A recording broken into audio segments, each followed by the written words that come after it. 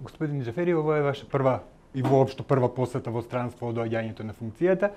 Предпладнево имавте средба со господинот Шарл Мишел и пред тоа со европратениците.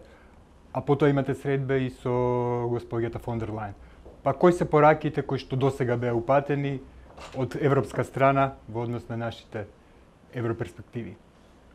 Па основна порака е што требаше јас да ја испратам до европските институции е фактот што составот на владата, односно владата, мнозинството и граѓаните од Република Северна Македонија обстојуват на европскиот пат по однос на определбите за достигнување на оние предуслови кои што ќе ни го отворат и конечно да го заокружиме нашето патување кон полноправното членство во Европската унија.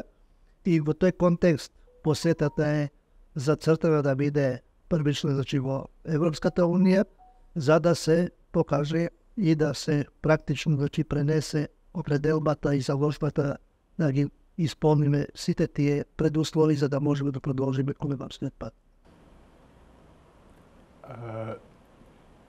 Денеска треба да бидат распишани двојните избори, претседателските и парламентарните.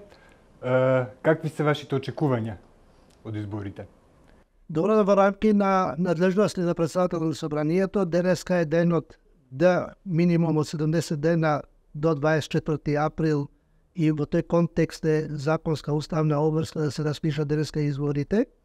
И секако очекувам дека и ние како влада и граѓаните и политичките партии кои што ќе се решат да учествуваат во процесот, да прават дополнителни напори за да овозможиме процесот да тече мирно во рамки на оно што се вредностите демократски како процес и секако со тоа да олесниме Државната изборна комисија која што според законот и единствена надлежна за спроведување на процесот на изборите според изборниот законник.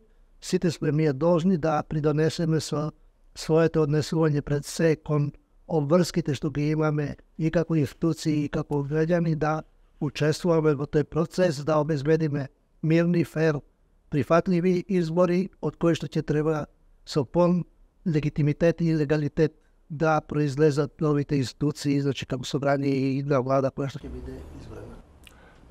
Вчера имавте средба со заменик генералниот секретар на НАТО, господин Джоана. Меѓу останатото, на неа стана збори за можните странски влијанија на изборниот процес. Колку сме како држава спремни да се справиме? Како и да е, секако оценка е и во државата и на меѓународните партнери, а искуствено од претходните изборни процеси во други држави во кои што се одвива во претходниот период, не се исклучува можноста од такво можно влијание, а имајќи предвид дека веќе има индиции преку лажни вести и злоупотреба на медиумскиот простор да се оди во тој правец, сите сме ние должни да превземаме соодветни мерки за навремено да одговориме на тој предизвик.